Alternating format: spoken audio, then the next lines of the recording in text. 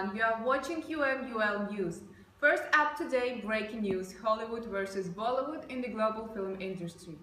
It all started with the invention of cinematography in 1894 in France by Louis Lumiere. Cinematography became very popular in many countries and the USA was not an exemption. Hollywood originally became so successful in other countries during World War II, when Europe was preoccupied with the war. The globalization of film industry continued during the 1920s by expanding abroad through distribution network overseas.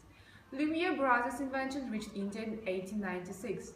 Bollywood movies have different sensibilities than typical Hollywood movies, including songs and dances, simplistic storylines, heavy melodrama, lots of exposition and comedic tales.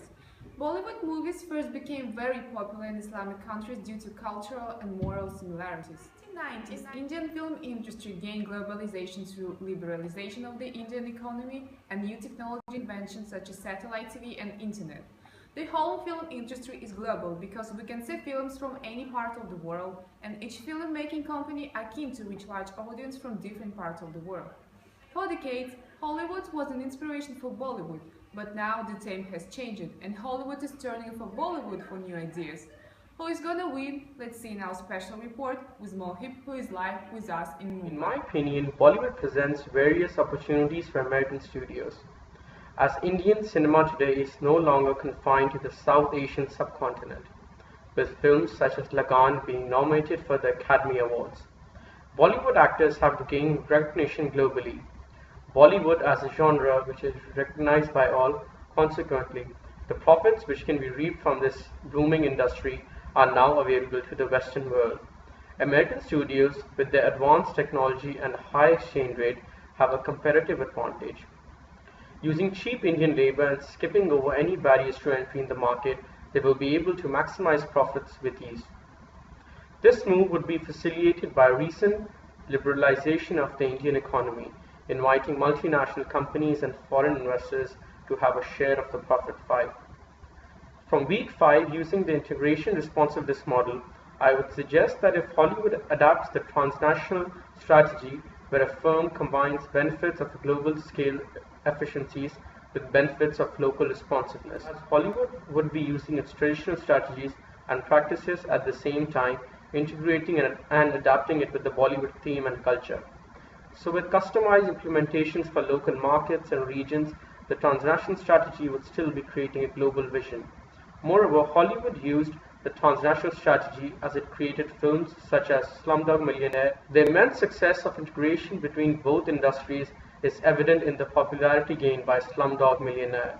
The film, produced with a fairly low budget of $14 million, saw a turnover of $377 million, approximately 26 times the invested amount. Moreover, the cultural values endorsed by Bollywood can be adapted by Hollywood to reel in the American audience. For example, the renowned film Munna Bhai MBBS, revolving around the life of a golden-hearted street thug struggling to become a doctor, was remade into Gangster MD starring Chris Tucker.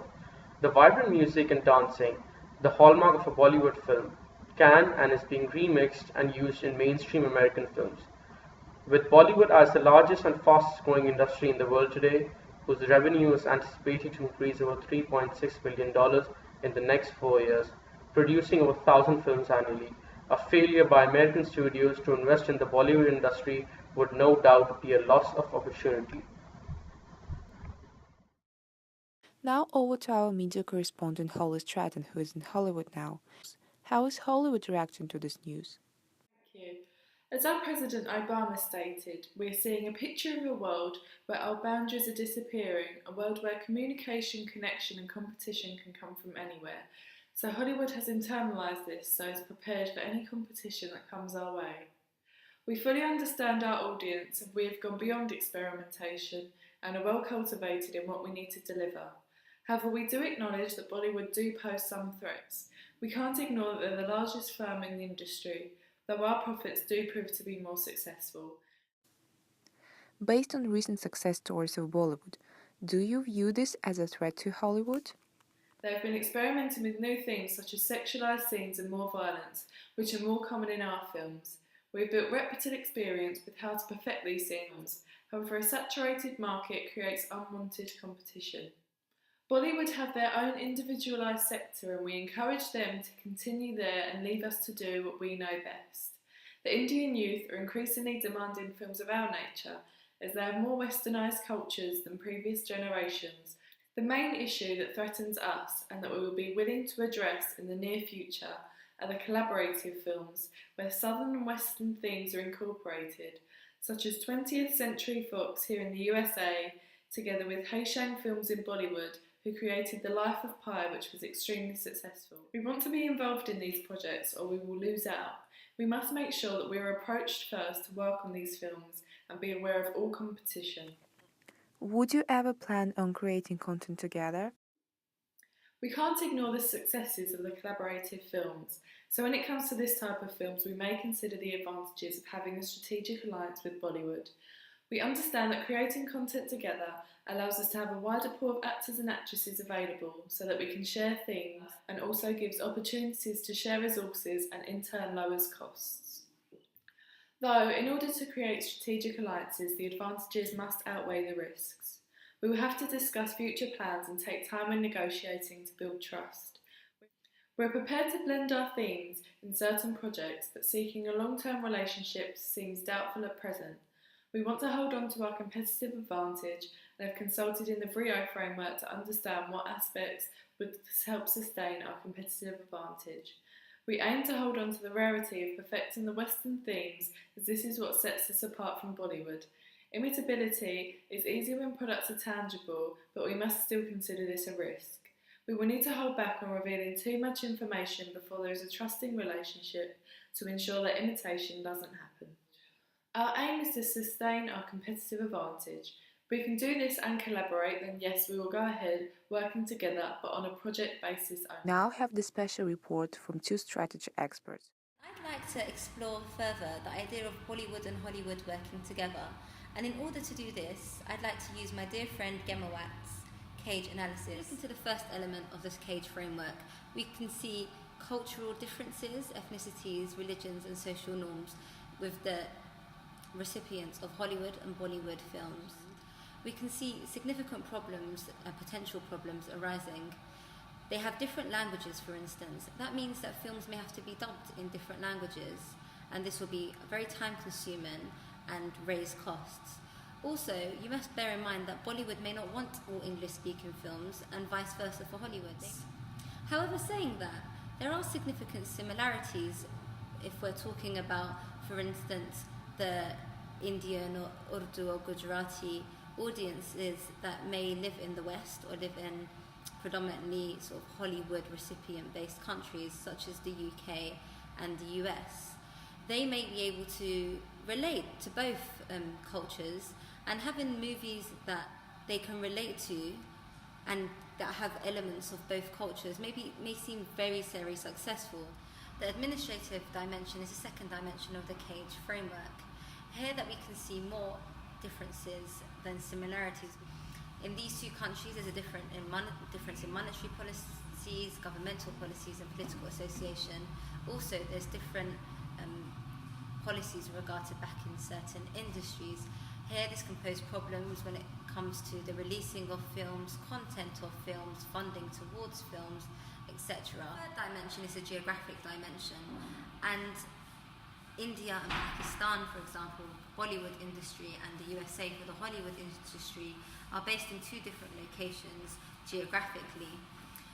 Here we may see some issues, as we highlighted in the dimension of culture in the cage framework, of communications. The different language barriers may make responsiveness slower, also time zones. However, these issues I believe can be addressed fairly easily. The dimension of the cage framework is the economic dimension. Here we can see there's differences in income. Here this can be a positive and a negative thing. Potentially it could be it's something that you need to look at and could be negative when focusing on ticket prices. Traditionally, the ticket prices for movies in Bollywood-based countries tend to be cheaper than those in the Hollywood countries. So it's important for the firms, if they want to work together, to think of what right price they should set where they can make a profit and also, but at the same time avoid illegal piracy, which is common in Bollywood countries. On the one hand, Bollywood is creating something new, like a blue ocean strategy, because Bollywood engages with a traditional and cultural view that is very much lacking in productions of any other studio across the world. Consequently, this school of thought for a blue ocean would believe that Bollywood should rival Hollywood due to the real successes such as Bend It Like Beckham and Slumdog Millionaire movies. These were real global competitors. Hollywood and Bollywood, it is good to note, are also in very different stages of the product life cycle. Bollywood has started to experiment with different themes. Maybe we need an innovative edge that will help us to choose whether we should compete or merge with Hollywood. But maybe at this stage, Hollywood should make an acquisition of Bollywood, even though this would be defeating to the Bollywood film industry.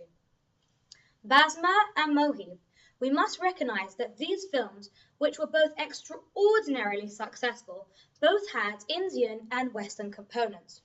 Mohib, I think that we should acknowledge the potential of Bollywood to be a legitimate competitor in the world market. But at the same time, it is also important to recognise that it will not in the immediate future be larger than Hollywood, which has of course had the first mover advantage, particularly with advancements in technology and film effects.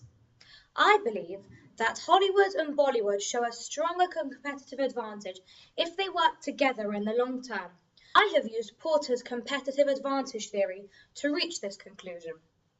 In the past, however, Bollywood has either mirrored Indian people living in their own countries with an extra additional success in Islamic countries, which also appreciate the family values portrayed in these movies, as well as the music and dancing styles which are similar to their own culture. But in order to target non-Indian audiences, we must look at creating more crossover movies that have Indian culture but are filmed in other countries in the West, so that it appeals to non-Indian audiences as well. Another way that this can be achieved is by using non-Indian actors. Let's not fight Bollywood, let's work with it beyond the immediate niche of an Indian target audience. By using the AAA strategy, we will show how Indian and Western culture and lifestyle forming together is something new, something even better than if they would be two on its own. The adaptation strategies will show how to adjust the differences between the countries. Aggregation will attempt to overcome these differences and achieve larger and greater economies of scale that cross international and national borders, such as appealing to a wider target audiences, thus increasing box office income. While arbitrage strategies seek to exploit these differences by recognizing the differences between national and regional markets in order to target a wider group. After all, Peng describes globalisation as the close integration of countries and people of the world. We anticipate that convergence will happen through strategic alliances making collaborative films on a project basis only. From Yip's macroeconomic and globalisation drivers framework, we can see that social forces show increases in consumerism, so a more willing audience to consume film exists. Also, new themes cause convergence in taste, causing demand. Political forces call for convergence as lower trade barriers and import taxes make Bollywood an appealing market. Also, there are opportunities for cheaper labour and filming locations in Bollywood. High-resolution technology shows that the two could combine resources and knowledge, and it's easier to work together through the improvements of transportation. Economic forces are important as increased GDP in India suggests that there will be an increase in spending on non-essential items, which could be the film's To summarise, it is our opinion that having addressed the history of the film industry, we believe that it is indeed a global industry, and that whilst there are many threats and opportunities involved for both the Bollywood and Hollywood markets, the most profitable route overall would be to collaborate on a project basis in order to reach a wider audience that goes beyond the niche. This would mean that Hollywood would be reaching the Indian audience, and Bollywood would be able to reach the Western as well as the further international market. Over time, this will lead to a convergence in business models with a wider variety for all consumers.